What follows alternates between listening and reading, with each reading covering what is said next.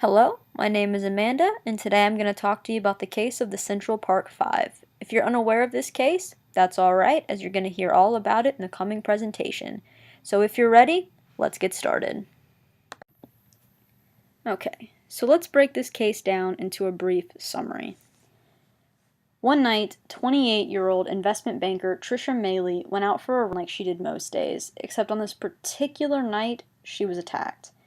She was violently assaulted and then raped. By the time Mailey was found, she had lost 75% of her blood from many deep lacerations that she had sustained all over her body.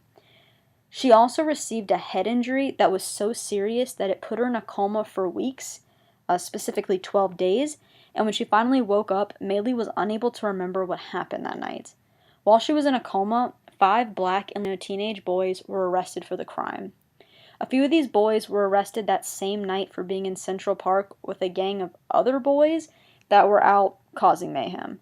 However, there was no evidence that they themselves were participating, they were just there. While under arrest, the police questioned them about the assault and rape of Mailey. While being interrogated about the case, the police told each of the boys that one of the others had already implicated him in the assault, and if he were to cooperate, then he'd just go home. The boys were interrogated non-stop for 30 hours, and during this time, they were coached by detectives on what to say with information about the case. All of the boys confessed that they were there, but none of them actually confessed to the rape itself. Each of them instead saying that it was one of the other boys, and they themselves were just there. The confessions that were given all contained incorrect details about the crime, like the weapon involved, the injuries given to them, and even what the victim looked like. Many more unethical acts happened during the interrogation, but I will get into that later on. While the boys were being detained, a rape kit was run on Mailey, and the semen sample that was found on her was run against all 5 boys. There wasn't a match to any of them. Despite the fact that there was no physical evidence and the confessions contained incorrect details about the crime, the boys were still tried and imprisoned based on their confessions alone. This is where I'm going to pose my first question for you all to think about. When the rape kit came back negative for all 5 boys, why did the police not then look for another suspect? What do you think? As forensic scientists, do you think the fact that it was negative against all 5 boys was important? So, who was involved with this case? As we already know, Trisha Mailey was involved because she was the person that was physically and sexually assaulted, and because the case happened in New York, we know that the New York Police Department was involved. However, we don't know any detective names because those were not released. But also involved were 5 boys. And these boys were Corey Wise, who was 16 at the time, Anton McRae, who was 15 at the time, Kevin Richardson, who was 14 at the time, Raymond Santana, who was 14 at the time, and Yusuf Salam, who was 15 at the time. Now, these 5 boys, these are the Central Park Five. These were the boys that were arrested and then wrongfully thrown in prison for the assault on Mailey. So, this case had 3 major settings, and these were Central Park, the New York City Police Department, and the New York City courts. Let's start with Central Park. We have no idea where Mailey was attacked, but she was in a shallow ravine that was in a wooded area of the park about 300 feet north of 102nd Street Transverse. Santana and Richardson were arrested on the intersection of Central Park West and 122nd Street, while the other 3 boys were running over different parts of the park. The case then moved to the New York City Police Department, where the boys were interrogated, and then the case moved to the New York City courtrooms, where it was decided that the boys were guilty and they were sentenced to prison time. It's also important to note with the topic of where, that this was a time where racial profiling was highly prevalent. And it is still today, but in this time period it was more so, because we were in the end of the 80s, but still the 80s. So I ask you, just because racial profiling was happening, was it right? I'm introducing this now, but you will hear it again, so please let me hear your thoughts on the matter. Do you think because the time period was doing it, it was right? Now we move on to when and why. We're going to start with when because it's the easier of the two questions. This case started on April 19th, 1989, but for the boys, they weren't imprisoned until August of 1990, and new evidence was not brought to light until 2001. Going back to 1989, Maylee went out for her usual run just before 9 p.m., and the gang of boys was first seen in the park just after 9 p.m. Evidence showed that Maylee was attacked sometime between 9 p.m. and 10 p.m., but she wasn't found until 1:30 a.m. Richardson and Santana were arrested at 10:15 p.m. So now we move on to why. Why were these boys implicated? Why was this unethical? To put it simply, it was a racially motivated arrest. These boys happened to be in the park that night, and because they were of a minority group that the public feared at the time, they were arrested. And the police believed that they had their assaulters because the boys were arrested near where Maylee had been found. The boys were then coerced into confessing. The police used tactics to get the boys to say what they wanted to. And legally, most of this was legal. But was it ethical? In class, we've talked about how things can be both legal and unethical. Do you believe this could have been one of those cases? How was this case unethical? Well, for starters, everyone is innocent until proven guilty. However, in the case of the Central Park Five, they were never presumed to be innocent. There were many ethical problems in this case, but the first was the boys were interrogated about the sexual assault of Maylee simply because they fit the profile of the public's fear of wilding youth at the time. The case started out being racially motivated, which at the time was very common, however, still very unethical. The police allowed themselves to be pressured by public opinion, when in reality they should have remained unbiased. Racial profiling is never ethical. The second problem was that when the boys were interrogated, only the confessions were videotaped. The entire interrogation is supposed to be videotaped so that there's no hiding anything that happened while in the interrogation room and to help prevent against false confessions. It can also be used to see if a suspect was coerced to confess. Just because the police are allowed to use these methods during interrogations doesn't make it right. The third unethical act was the interrogation itself, because the boys were coerced into confessing to something they didn't do. The police interrogated them for 14 to 30 hours and told them things like if they confessed, they could go home, and that their friends had already implicated them, so they might as well fess up.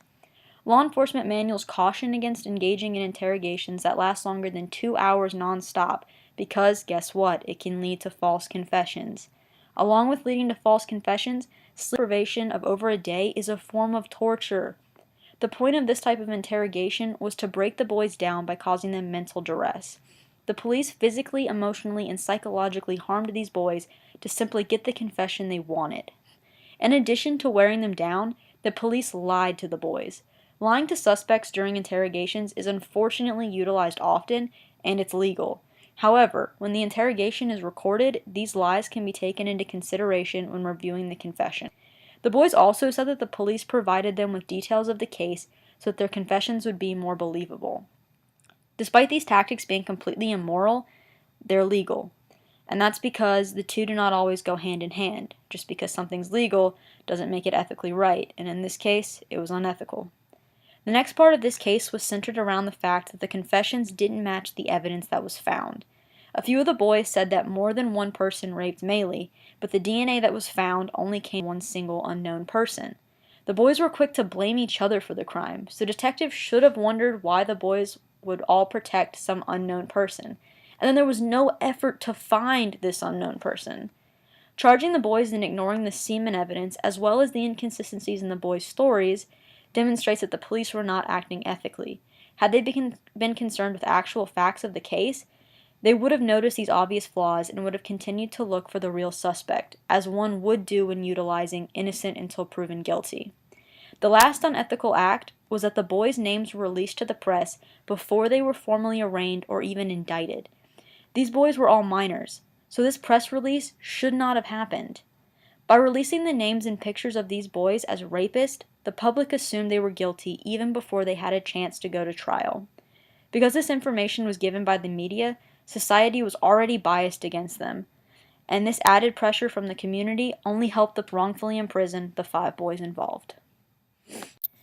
And now it's time to play devil's advocate. Researching this case made me think a lot of different things. I would find information that would make me believe the boys were innocent, and then I would find information that made me think they weren't as innocent as they claimed to be.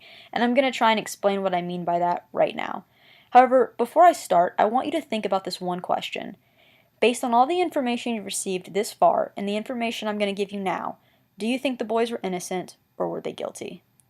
The night of the attack on Maylee, the boys were in Central Park causing trouble. They were with a group of 30 other young teenagers who were throwing rocks at joggers, committing assaults, and robbing citizens that were just walking in the park.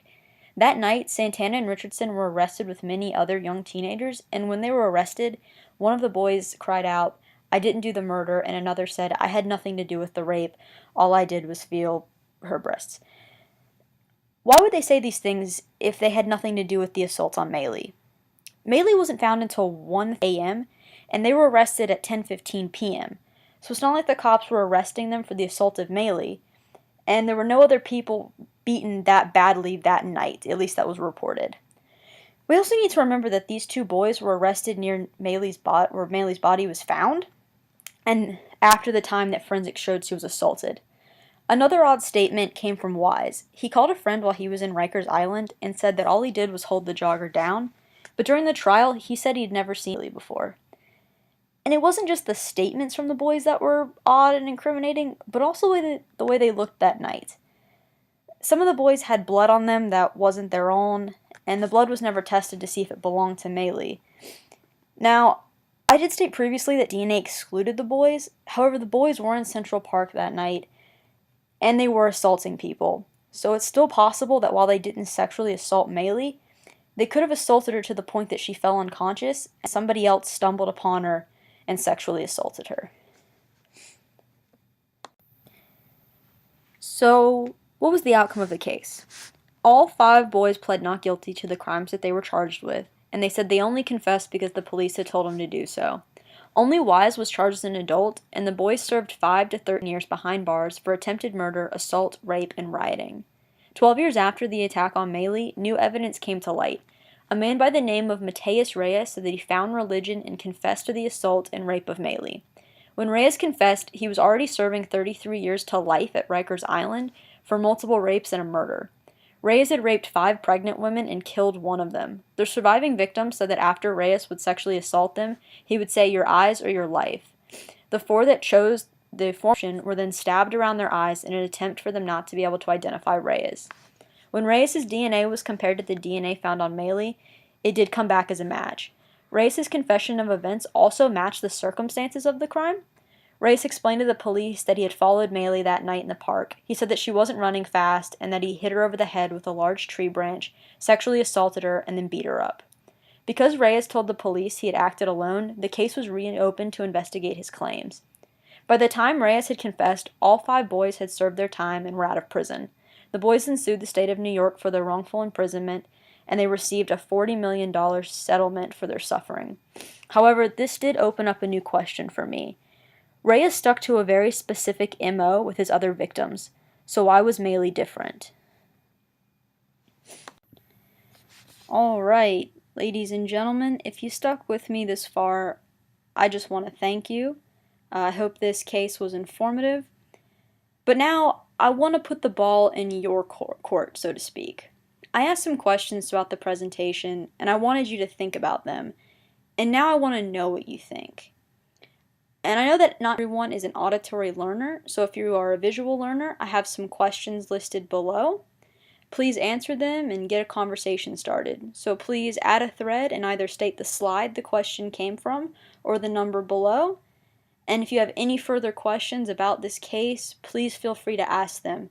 I will answer anything that I possibly can. So answer those questions, and I hope you guys have a great day.